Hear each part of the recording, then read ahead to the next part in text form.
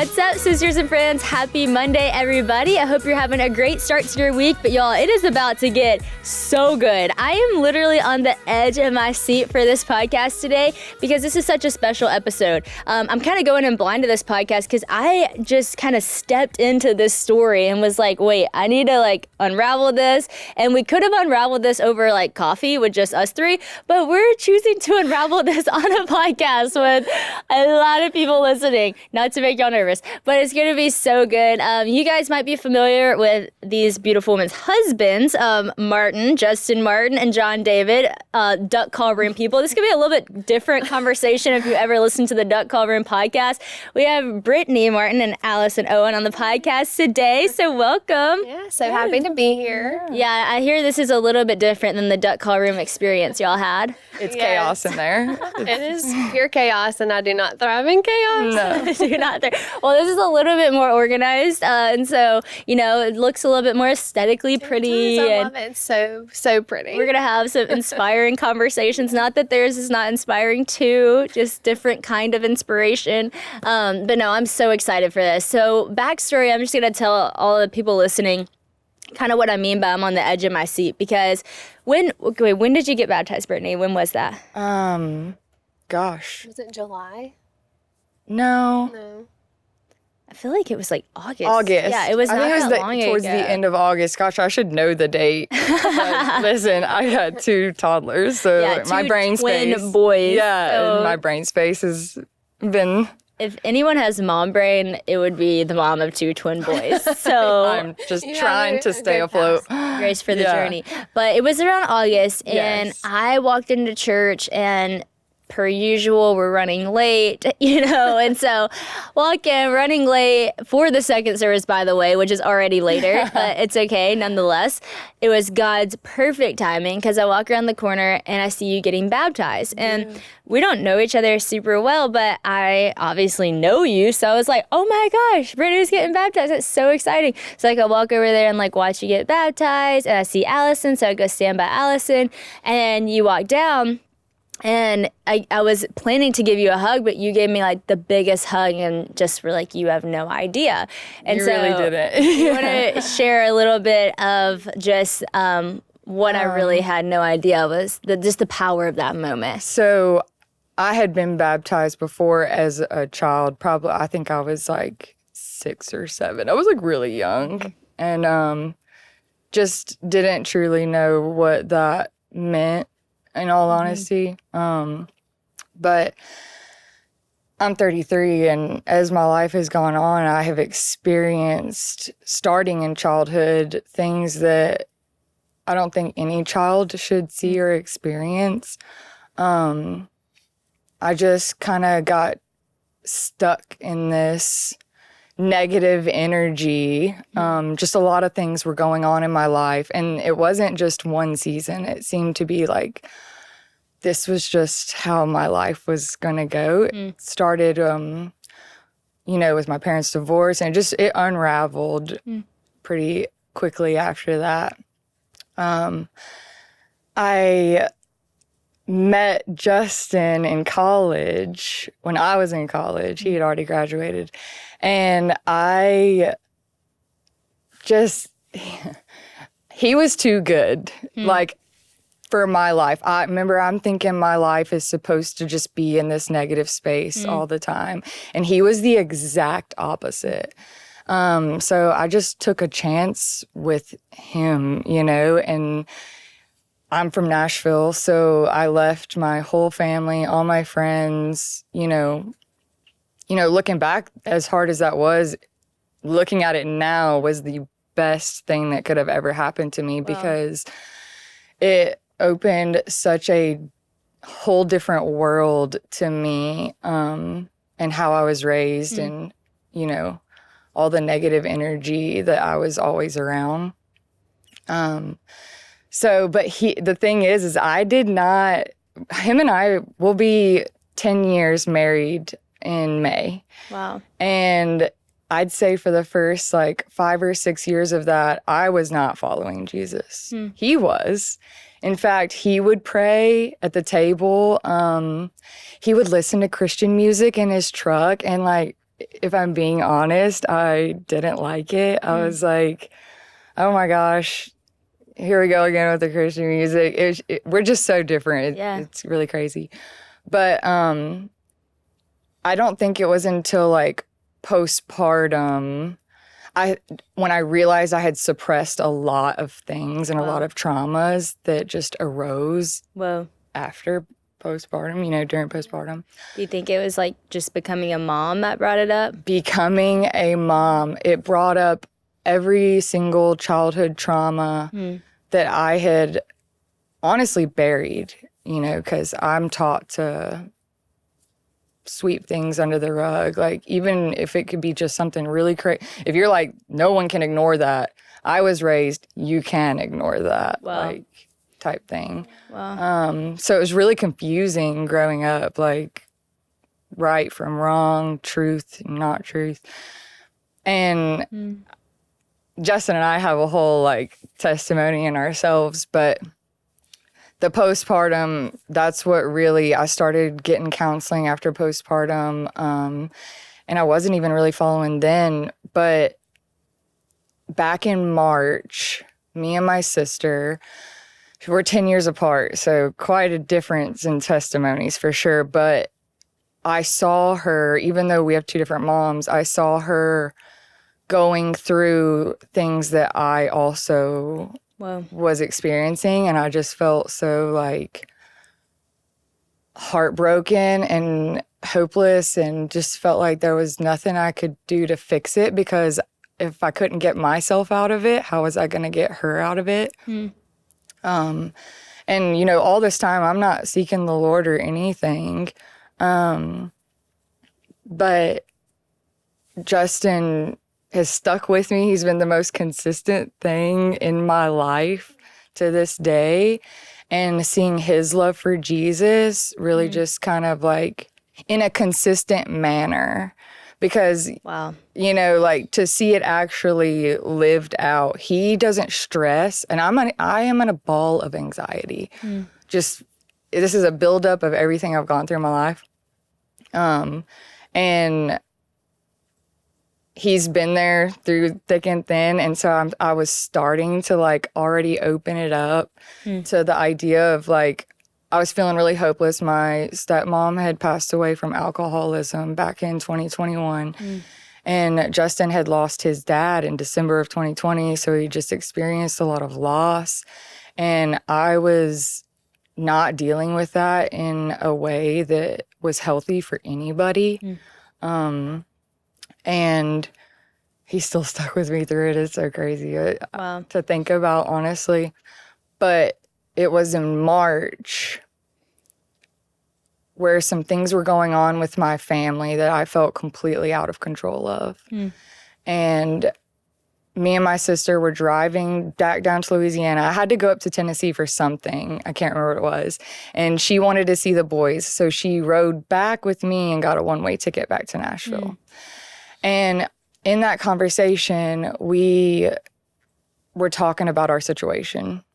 And I'm a very emotional person. I'm a very, like, lead with my feelings type of person, and I'm in process of working on that. But we were talking about it, and I could feel the energy in my car just going bad, going south. I knew that I needed to do something to change the mood, the vibe. And I remember my sister had gone to Low Conference the year prior, and I didn't go. I just helped her get tickets to go.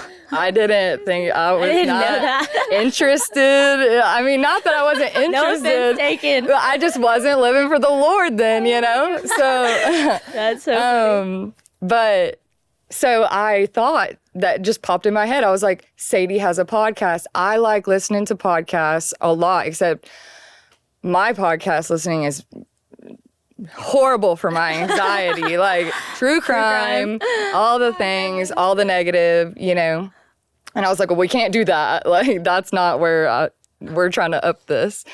And so I was like, I did not see this coming, by the way. Me either. So I put on your podcast. And the podcast, and because this was at the very beginning of the drive, and I'm sure you've driven to Nashville before. Yeah, it's an 8-hour drive. It's a good drive. Yeah, it's a good drive, and it's so boring. Yeah.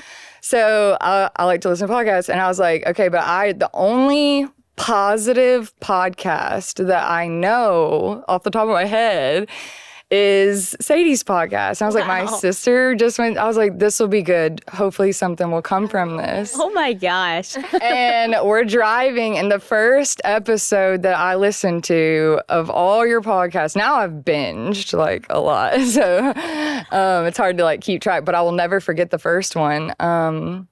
It was with Joyce Meyer. Wow. And I have chills. This is so crazy. Oh my gosh. And her telling her story with the abuse and all of that.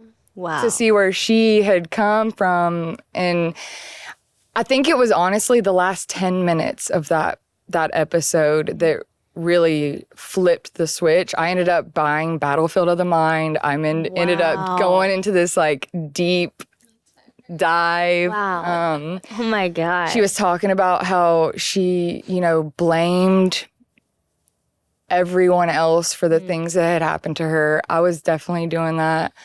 There's a lot of situations I put myself in, and then there's a lot of situations that I was put in unwillingly.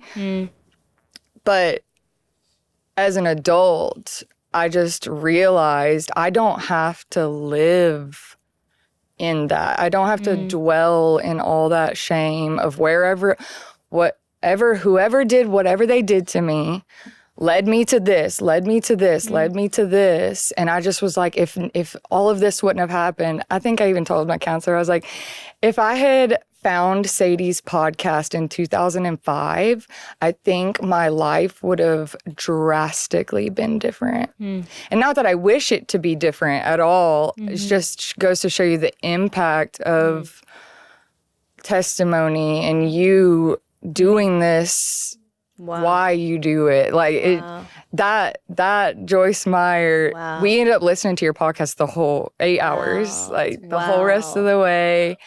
And then it wasn't maybe, when did you posted a Facebook post talking about how you were going to do this group? I had done several before, but like when we start a new study, I always post so like people can come. And so I can't even remember, was it the April Rogers study we were doing? Yes. Yeah, we did her new study, and Resting in Jesus, which was so perfect. Wow. I was tired and I posted, of running. like, hey, we're about to start the study if anyone wants to join. And you messaged me, and I was like, oh, well, that'd be awesome, And y'all started coming to Christ Church, and you came to the Bible class. Yeah. And oh my gosh. So you get plugged into this Bible study. And that was probably, your first time to do that? That was my very first Bible study ever. Wow. Did you feel awkward going in? Yes, 100%.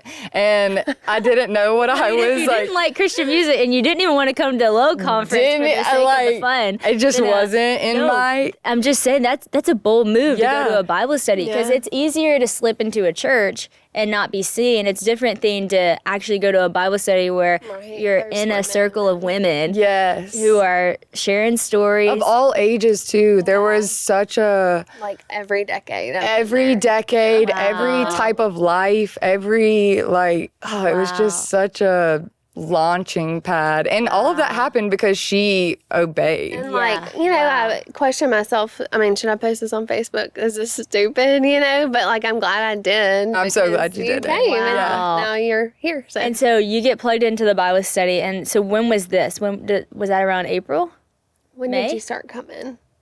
I think May. I'm horrible with it. I think it was May. It was after Mother's Day, So I just think this is so cool because it just shows how the Lord, He is a God who can expedite things, like turn water into wine. Like that should not happen that fast, but He did it immediately. You think about Saul becoming Paul immediately. And I think so many times people think like, man, I have this long of a testimony. It dates back to childhood. How could I have hope, right? Can it really change for me? But yeah, you're telling your testimony, and in March, you listen to a podcast.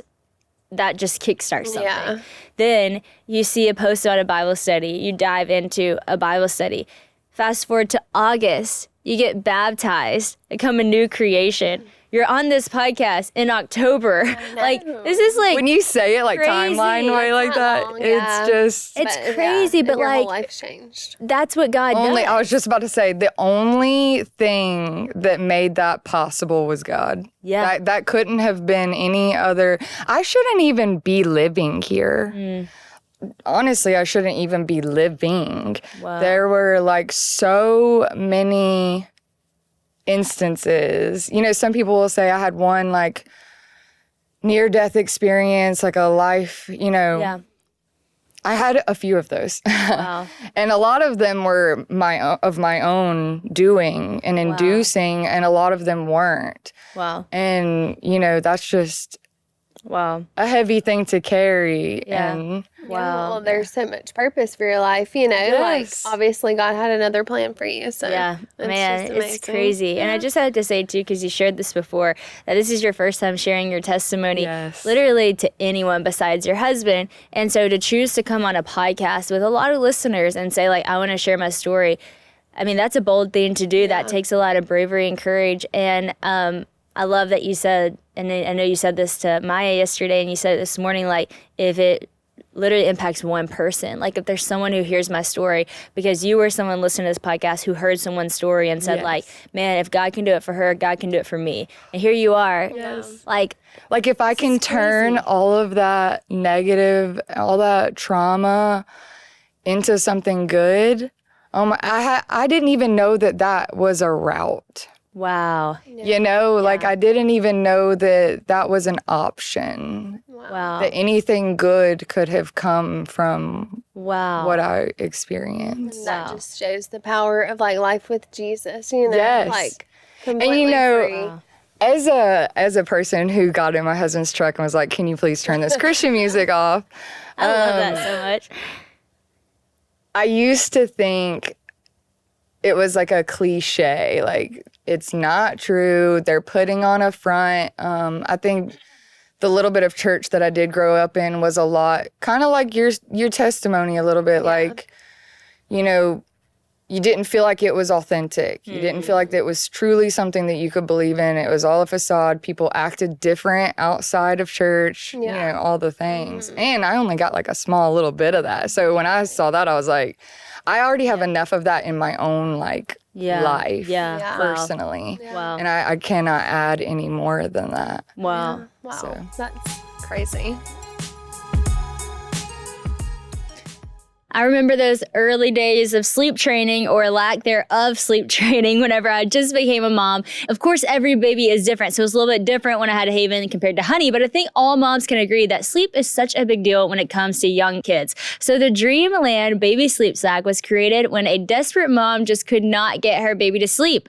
Since then, Dreamland Baby has made a deal on Shark Tank, been featured in Forbes, and sold in top retailers like Nordstrom's. And it's easy to see why, because there's a lot to love about their weighted sleep sack. I personally love it so much. Use it with both of the girls. It is gentle weight, mimics the feeling of a parent's touch, and the exclusive Cover Calm technology evenly distributes weight from your baby's shoulders all the way to their toes, so your little one can relax and drift off into a deeper, longer sleep. Plus, the tagless design means no irritation for your baby's sensitive skin, and the two-way zipper makes diaper changes quick and easy. I'm telling you, they really thought of it all. I will never forget this. It was like a movie moment. Christian and I were having no sleep with Honey, and we're watching Shark Tank because that is our show we watch at night, and we see the Dreamland Baby come on, and I'm like, I'm literally ordering this right now. And the rest is history. Haven still sleeps in a Dreamland Baby sleep sack. Honey loves the blanket now. We just love this product so much, and it really has helped us. Like Haven, like when she gets her sleep sack, she knows it is bedtime. So happy early Black Friday, all you moms out there from Dreamland Baby. Use my code WOA at dreamlandbabyco.com for the buy one, get one free deal from my favorite baby brand, Dreamland Baby. Moms all the time ask me if I have a code for them, so I'm so excited to tell you about this. My code WOA will work site-wide on both non-weighted and weighted products, PJs, and more, as long as they are of equal or lesser value. So feel free to mix and match, but note this is the final sell. So visit dreamlandbabyco.com and use my code WOA at checkout. This is a great way to stock up on Dreamland Baby products or give them as gifts. And if you are looking for a gift for a new mom, you're going to win at Best Gift if you get them this. it really is just the power of God. And it's so cool because I've been talking about this because I've been reading Acts, which is just so cool to see like where the church started. And it's in Acts 11, whenever the Gentiles are now getting the message of the gospel. So same kind of thing. Like I didn't even know this was a route for me. Like I didn't even know there was hope for me too. And Peter gets this vision that he's supposed to go preach to the Gentiles, share the same message with them. So Peter comes back and the Jewish people, the church is a little skeptical, like, you went to who and preached what? Like, this is the message that God gave us. And then as Peter is telling them what happened, he said, in the same way that God fell on us, God fell on them. And it was like, I can't deny that he did the same thing that he did for us, he did for them. Then after he tells them this, it says that all those believers, they were silent. Like they no longer argued if it was okay or not. It was just like, man, that's what God's doing now. So then this church breaks out in Antioch. And then a little bit down in chapter 11, it says, in Antioch, that was the first place that people were called Christians, that believers were called Christians. So I was studying like that word because Christians only use like 3 times in the New Testament. It's not like now everyone's like, we all say Christian, like that's our main word, but used to it was like follower, disciple. But yeah, there's 3 times it says Christian, and it's only used when it's describing like a distinct group of people. And if you study that word, like the back end of the word, it literally means like the party of Christ. So what does it mean to be a Christian? You're in the party of Christ. And back in the day, you were not a Christian because you went to a church. You were not a Christian because that's how your family was. You were only a Christian if you distinctively looked like the party of Christ. If you actually had the characteristics of Jesus. So you wouldn't have been like, I don't even know that you would have told someone I'm a Christian. Someone would have said to you, you're a Christian because you act like Christ. Right. And it's so cool because these believers, they were quickly becoming Christians. It was like they used to act this way, and now everything about them looks like Christ, acts like Christ. Paul is like the perfect example of that because he's like, I used to be Saul. Everything I am now is Christ. Like, I'm acting like Christ. And so I look at your life and like the same characteristics I see in the word is so you. And it's not about like what church background, what this. It's like, no, you identify with Christ. And like when he made you a new creation, you took on the identity of a Christ follower and like the spirit of him lives in you. And so is it crazy? Yes, but it's Jesus. Like that is the message. It's supposed to be. And so it's just so cool as you read stories and Acts and then you look up and you go, well, God, you're doing the same thing today. This is what it looks like because it's the same God. And I just love that you point that out and just be honest about like, hey, there's some manipulation in the church and that's not God. You know, like that's not the way God acts. That's not the way God operates. That's not God, you know, but when you really get God, changes everything. And I love that you brought up your testimony because y'all's testimonies are very different. I think that's a beautiful thing about you both being on this podcast because there are going to be a lot of girls who listen to this who go, Brittany, you just literally read my mail. Everything about my life is your life, and thank you for giving me hope that Jesus can do something in my life. And there's another group of girls who share a very similar testimony to you. But I love how these stories combine because you start a Bible study that she comes to. You become a believer, a true believer, a party of Christ person. Oh, I'm a different person. It's unreal. Like I show up. I'm still shocked by it, to be honest with you. The things I do daily.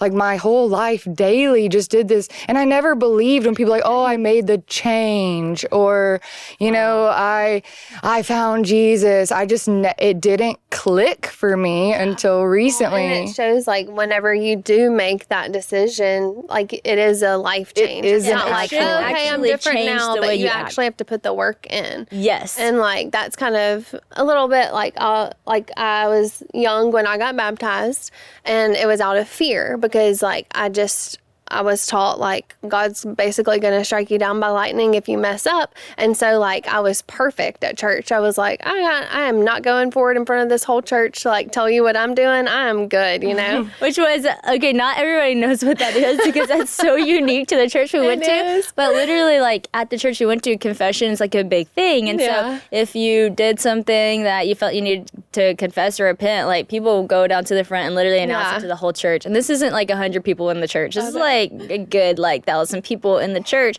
So it's like a bold thing to do. Yeah. So I'm like, I'm not doing that. was good, and God uses that in a lot of ways, but I was the same way as you. I felt a lot of fear, like I gotta be perfect because I do not want to do that, and I gotta be perfect, and I want to be baptized because I feel like if you don't get baptized, then bad things will happen. And so I come from a similar background to you as in the thought process, and that changed for me too. So how did it shift in your life? Well, so like throughout childhood, like middle school, high school, I feel like I was one person at church, like I could do no wrong, you know? And then at school, I was like party girl, like I identify as like a chameleon personality. Like I would just like be this person with these people. I could be this person with the youth group, you know, like just whoever I wanted to be. But like it was so exhausting, like playing both sides, and like I was also eaten up by guilt and fear. I was like, oh God, like what are you going to do to me? You know, like I thought that was who God was. And so going into like, I got married so young because like you have to get married younger if you have sex, you know, like outside of marriage, you're gonna like die. And so like we got married young, like for the wrong reasons, you know. I envy people who, you know, get married now that have like walked through these Bible studies together and like truly have a relationship built on God before going into marriage, because we didn't, you know, we were just young and in love. But it has worked out, and you know, we've grown together, which is so beautiful. But so going into that, I got pregnant super young, had a baby, all that, and like found us in a place where like I had to seek God because Carter went through so much. And so you know, like God showed up for us in the NICU over and over and time again. But like once we got home and life went back to normal, so did my ways, you know. And not that I was like doing anything crazy, but I was just like complacent in life, you know.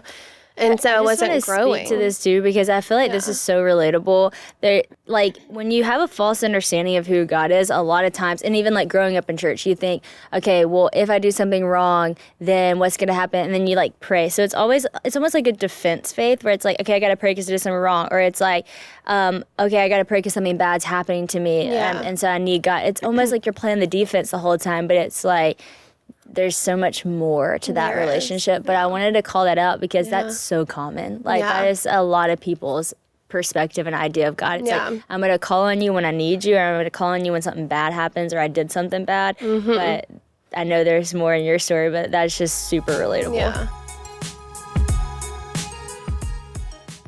I know within the church, it can be really hard to bring up topics like pornography, and especially for women. We all know how serious the effects of porn has been for men and boys, but sometimes we don't talk about how much it really does affect young women, just any woman. A 2016 study found that 1 in 3 Christian women have struggled with porn, and based on how our culture is right now, those numbers probably haven't gotten any better. So Covenant Eyes created a brand new resource made for women by women, so no one has to struggle with a porn addiction alone anymore. It's called Arise, and it's a 21-day video series designed specifically for Christian women. It offers access to safe, confidential community of women who care about you and your struggle and want to help you start the journey towards sexual healing. With Arise, hope and freedom can be yours, as well as understanding that you're not alone. Crafted by Covenant Eyes experts, Arise offers guidance like identifying your triggers, exploring childhood hurts, and understanding how even your cycle can affect porn use. I think this is a topic that we should be talking more about. If 1 in 3 women struggle with it, then I'm just thankful to even get to bring this as an option to you guys who are listening to this podcast. I know there are probably several of you right now thinking, thank God I need something like this. And some of you might be a little hesitant, but this is the best space to just get in here. It's so confidential. They have thought about you and what your needs are and want to help you. So experience hope and freedom like never before with Arise. Get this resource completely free by scanning the QR code on the screen or visiting ariseforwomen.com. Again, that is ariseforwomen.com. And so like I would never open my Bible, but like we went to church, we never missed church, you know, but also I still was just kind of going through the motions. And so we decided to shift gears and go to a different church, which we just really didn't have much community because we were very young and got married, very young parents, and there just wasn't that at the church we were going to. And so we were like Church of Christ, and then started going to like a non-denominational church who used to be Pentecostal, so this is like out of the norm. But we went on John David went on a men's retreat, and I went on a women's retreat. And when we were there, like people were standing up and being so vulnerable. And I was like, what are they doing? They were like telling like their life story in front of all these people. And I said I would never do that. But like that weekend was so freeing for me because I was like, wow, actually there's so much freedom and vulnerability. And so it just like started like planting a seed, it always starts there. And the same with you, like it started somewhere, but then you have to keep watering it. Yeah. And so when I got home, I was like just diving into the word, and I was like, I can't get enough. I'm like cramming for finals over here. And so I was like, I have to get baptized. So I got baptized again. I think I was like 28, 7, I don't know. And so, but like from the moment I came out of the water, a new creation, like it was so different than doing it out of fear than doing it out of like a love for God. Yes. And so from that moment on, I spent it's been, I guess, like 6 years now, almost, maybe 5. I've been like, I can't get enough of the word and like learning about God. Wow. And like I've learned so much about him, and what has been so profound for me is learning the names of God, because like I've learned so much of who he is, and every time I like learn more about him, I fall more in love with him. And then somebody had called me out and said to come meet with him in his office, and he used to work at Christ Church. It's Jeffrey Kent. No way. And I was like, I don't know what you want to talk to me about. He was like, I just want to help you. And I'm like, I don't need help. Like, I don't need help. I'm good. So for 2 years, I avoided it. Wow. And so one moment I was like, he brought it up again. It'd been months. I was like, we were going to hang out with them that night. And I was like, Lord, he hadn't brought this up in months, but if he brings it up tonight, I'm going. And he brought it up. I was like, oh gosh, like I've got to go now. Did you see him in between these months? And you just didn't say like anything? Some of our best friends. We hang out all the time. And you just avoided the deep question? Yeah. And so I meet with him, and it was basically a counseling session. And he's like, talking to me about my childhood. I've never been to a counselor. And I was like, what is happening? And I like ugly cried on that couch. And I was like, oh my gosh. It's so good though, isn't it? He made me realize like I live in this bubble of comfort, and like I don't want to step out of my comfort zone because I'm scared and fearful. And I am, or I was like, I'm living right here and I'm not stepping out. I'm complacent right here. And so I still had that spirit of complacency on my life. And so when I left that office that day, I was like, okay, Lord, I surrender all. And so like you can, make the choice to follow God and to be baptized, but like until you truly surrender everything, like your life is still going to be bound in chains. And so that from that day forward, it's been 2 Septembers ago, I think I like surrendered, and I was like, okay, Lord, I want you to use me. I want to do whatever it is that you want me to do. And like, yes, he's called me to some scary stuff, but every single time I say yes, like there's so many blessings, and I'm not doing it for the blessings, but it's just like so fulfilling. Yeah. And so, so I felt like I needed to do this Bible class, and I was like, oh, what if no one comes? So that was part of your stepping out, was starting the Bible study that you went to? Dang. I was like, what if no one comes? Okay. And so, but like, and it took a lot of people like to do it, like encouragement. I needed that. And so I was like, okay, I'm just going to do it and I hope people come. And so I had a number. I was like, Lord, if like I'm supposed to do this, have 20 people come. And like, it was like exactly that number. Whoa. And it was just, it's just little God winks like that. Like that's what life with God is like, Wow. And so I did it for a while, and I was like, this is great. Like I love doing this. And Anyway, so I just really started it because I wanted to create a space where people could be vulnerable, because I was like, there's so much beauty in it. And I love talking about the Lord. And you can come to church on Sunday. Like, our church doesn't really have Bible class. And that's how I grew up.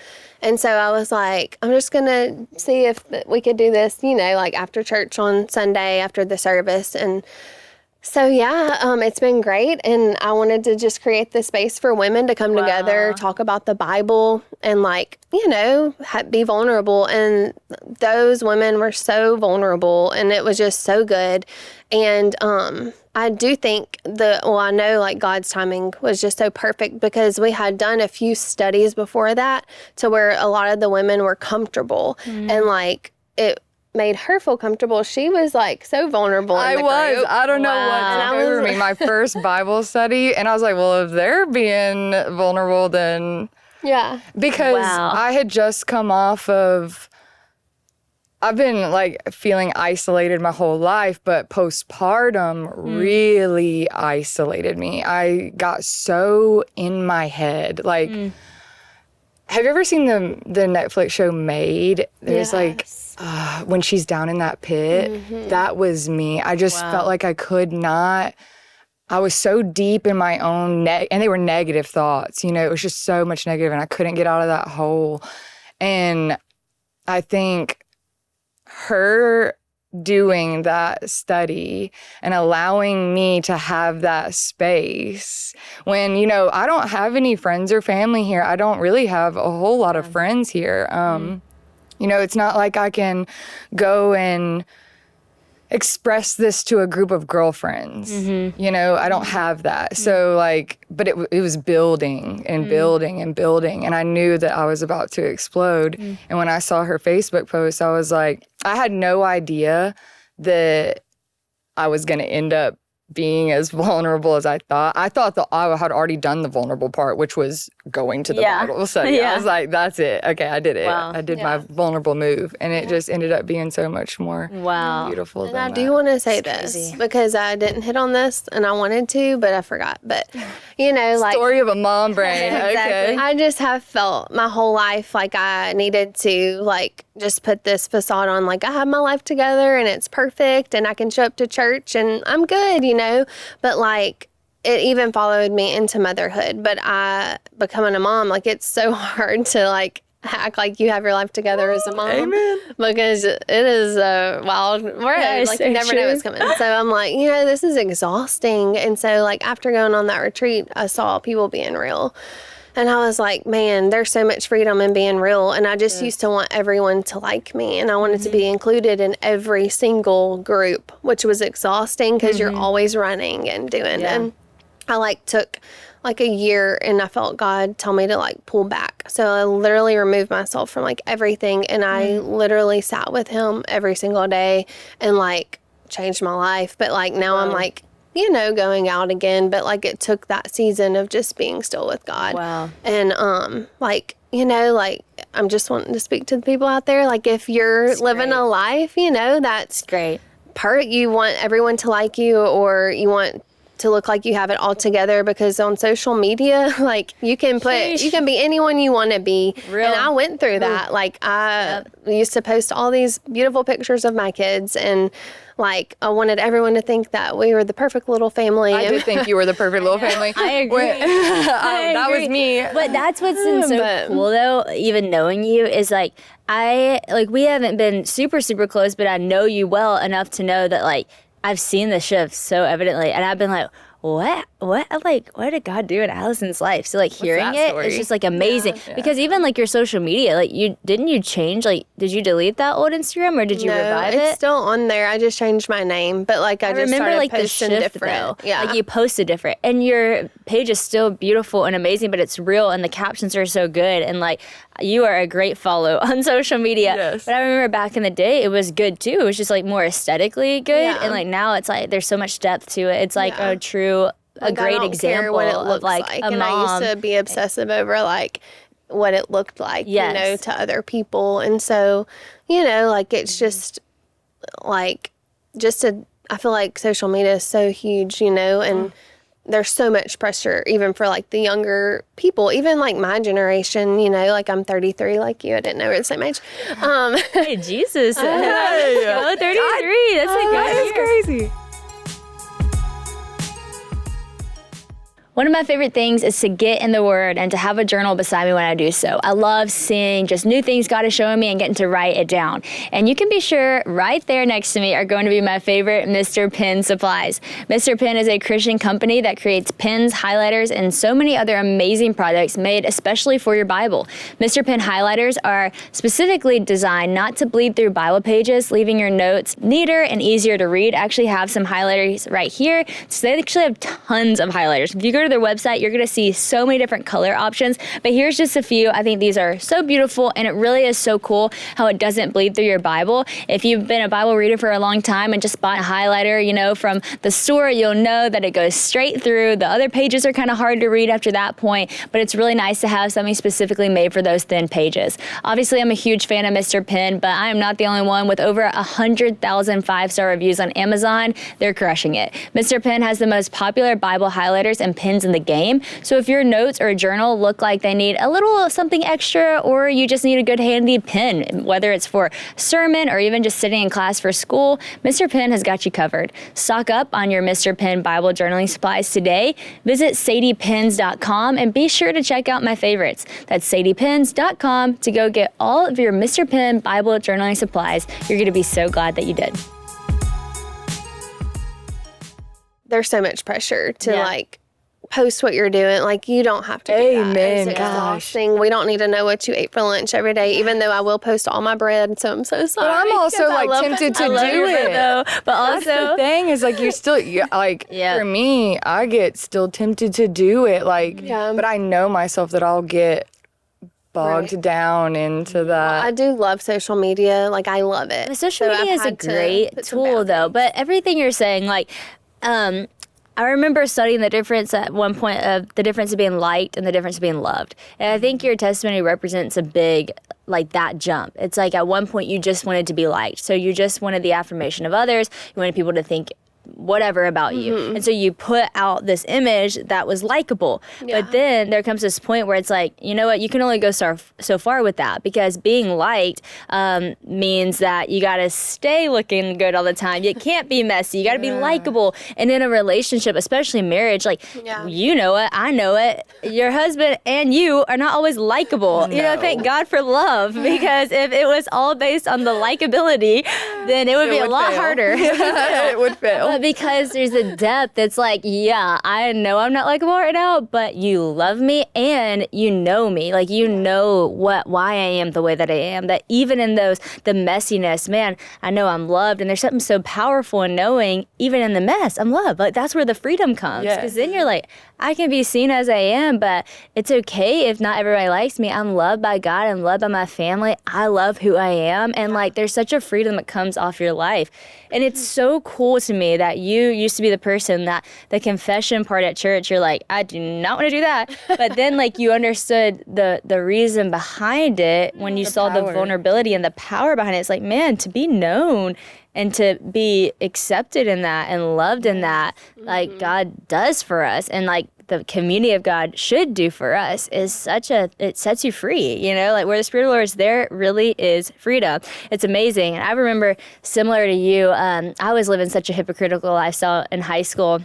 And that really is exhausting, like to look one way and for people to affirm that version of you and you to know in the back of your mind, that's not really who I am. It's so exhausting. And it's like, man, if they do find out, then I'm done, you know, because I'm really not that person, but everyone seems to like it, so I got to keep up with it. And I remember kind of similar to the Jeffrey moment, I had this mentor and I had gotten honest with her. She was like the first person I like came clean, like, I'm struggling. And like, that's really not who I am, this version. And I feel really guilty about that. And I don't really know what to do about that, but this is just how it is. And I remember whenever I started confessing things for her, like, I still remember her face being a little shocked and me feeling awkward about it. Like, I was like, shoot, you're not supposed to look like that. That's like my first counseling session. I was like, is it too much? I know. I was like, and then I said something and she was like, and I was like, I know it's bad. And then she like grabbed my hand. I was like, okay, it's okay, I'll keep going. And I was like, okay. So then I kept sharing. And then she said, you need inner healing. And I was like, no, like I don't, that sounds way too intense.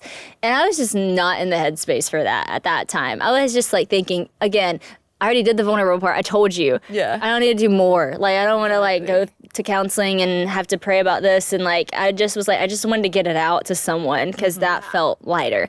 Yeah. But now we got to do the work. Yeah. And then she's like, no, now we got to like heal. You need to heal. You need to go through some inner healing prayer.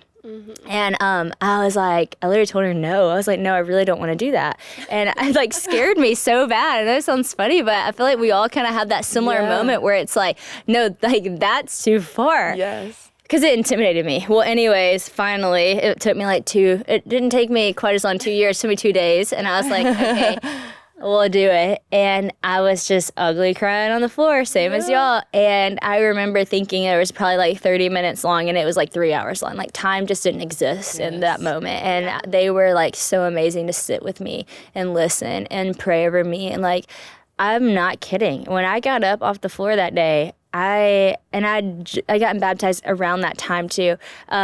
I was truly a different person, like, because I wasn't held back. Like, I wasn't chained to the past. Like, I wasn't still, like, dealing with that. I was just like, everything's about to shift for me. And it literally did. And I look back at that, and I was 17, and I'm 27 now. The past 10 years, dramatically different because of that moment in my life. Had I not done that, I don't think I could do what I do now. I will say I could not do what I do now. Like, God had to set me free, and I had to, like, let him. Like, I had to surrender, you know? Like, imagine not, doing that. Like, you wouldn't be where you're at Not today. at all, Like, if I would have not said yes to this Bible class. None of us would be sitting here right now. It is crazy, like, it's just, like, small little moments of examples of, like, life with God, how beautiful it is, and, like, how he can use your hurt and your mess for good, because without truly surrendering and like giving him everything and being vulnerable, like none of the beauty of this would have happened. It's so true. It's so true. And it's like the thing that you're afraid of, but those are the places God meets you, whenever you're able to just get raw and real. And it's actually like, this is like extreme, but it's true. Because even when y'all said you're 33, I'm like, Jesus, what a great year. But I'm like, well, that's the year Jesus died. So it's actually like, would be horrible unless he resurrected and gave us hope, so it's like the moment it gets like bad and like you literally die to yourself, then you come alive in Christ, and so it's scary to die, but it's not quite as scary when you don't have the sting of death and you have like the hope of heaven. And so I feel like all of our testimonies represent that. And then how cool that all of our testimonies have weaved into each other's life without even us knowing. Like, friends listening to this podcast, I've never heard these stories. Like, I'm sitting here, I know y'all, like, which is crazy. I don't know this, but I'm like, it's a big crowd around here, it is. Yeah. And it's like we're close, but like haven't sat and heard. Plus, you have twin boys and you have 3 kids, and I have 2 girls, and life is busy and crazy. But like to sit here, I'm just amazed at God and just the power of your testimony. And I just want to say this too, because I had a girl say this to me recently. I thought it was so good. I was like, yes, you get it. Like, do that. So a lot of people come up to me. They're like, I want to do what you're doing. And then I'm like, well, what exactly do you mean by that? Because sometimes people's idea of what I'm doing might be like, oh, I want to start a podcast or I want to go preach places and stuff like that. And then I always say to people, you should start a Bible study, because that's really how I started. I mean, in 8th grade, I started doing Bible studies, and essentially I feel like I'm still kind of doing the same thing, just there's a different platform now. And I had this girl come up to me recently, and she said, it was actually at LO conference. She comes up to me right when I'm about to walk backstage. She said, Sadie, can I tell you something? She said, I want to tell you I'm sorry. She said, because I have compared my life to your life for a long time. And she said, I always thought I want to do what you're doing. And she said, but in my mind, to do what you're doing, I needed this. And she pointed to the stage. And she said, but as I've sat in the room with you, I've realized this is not what you're doing. Like, that's not it. And she said, so for me, she said, I'm going to go back to my little small town. And she said, I'm going to start a Bible study. And she was like, I'm just going to start inviting God into that space. And I was like, go girl, because that's what ministry is. And so for me, I'm like, so many people think like, oh, I'll start, living my life for the Lord when it looks like a stage. But like, I love, Alyson, that you were like, God radically changed my life. I feel challenged to step outside of my comfort zone. I'm going to start a Bible study. I would love for 20 people to come. That feels like a reasonable number, Lord. 20 people. That's a great number. 20 people came, and look at the impact, look at the impact it makes. And then in your life, Brittany, like maybe that ministry is looking like your family, your boys, how you're going to raise your boys and the family that you're going to have, and a new cycle, a new generation of faithfulness to the Lord. One of those chain breakers. It's amazing. It's just beautiful. It really is. So like your testimony is like your testimony in your life and your sphere of influence. And the fact that you came on, both of you guys came on and shared this with like so many people, I'm inspired by, because I know it takes a lot of vulnerability, but I feel like so much of the heart of both of you is that vulnerability has been like such a powerful thing in your life that's led you to the Lord. So thank you both for leading other people in that too. Me leading people, that's crazy. It's amazing. No, it's like that's the whole thing. Like like I said, I didn't even know that was a route. If I could take what I've been through and help someone else with it and lead them closer to God, introduce them to Jesus, like I'm still in the process of learning all these things, so I'll be learning with you, but I'll walk with you. Let's go, because I have seen it firsthand in my own personal life, the change that it can make if you just drop everything that you have and follow him. I feel like that's unreal. The power of God. Once you realize what a life with him is, switch flips. You don't care who knows your story. You don't care about being vulnerable. You want to be seen, and you want to like get whoever you can to like have what you have too, because it's not about you anymore. It's like the emphasis is not on how bad you are, it's on how good God is. And that's why like Paul, he's like, I will boast in my weakness, because in my weakness is when God is made so strong, and so it really is such a beautiful thing when that switch happens and you're like, wait, I'm not afraid to tell my story, because why would I be ashamed of the gospel? It's the power of the gospel that set me free.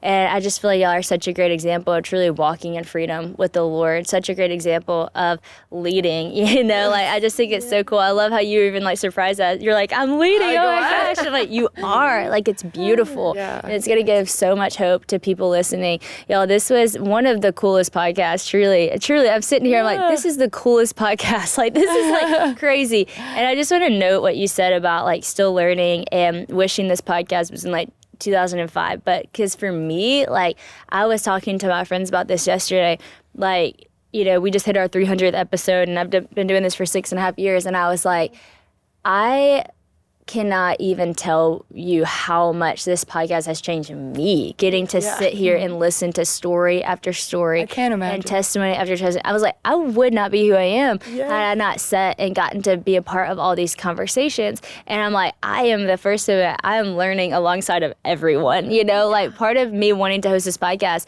was for me to just get other people who are really great and listen to them, know? And so I'm like, people thank me for doing the podcast. I thank people because I'm like, thank you for listening so we can keep going. Thank you for the people who come on and so boldly share their testimony. You just don't know how many people it really does reach, and it's going to change. So everyone listening to this podcast today, they both have social media. We're going to put their tags in the show notes below and send them messages. If you're encouraged by this, let them know how they spoke to you in this, how God's speaking to you. I know it'll be a huge encouragement to them. You guys already do that so well. Like, I'll always have friends who are on the podcast send me screenshots of things that y'all say, and it just goes such a long way because we don't get to see you while we record. So we'd love to hear from you. But guys, thank y'all so much for coming on. That was awesome. Thank you for having us. It was so fun.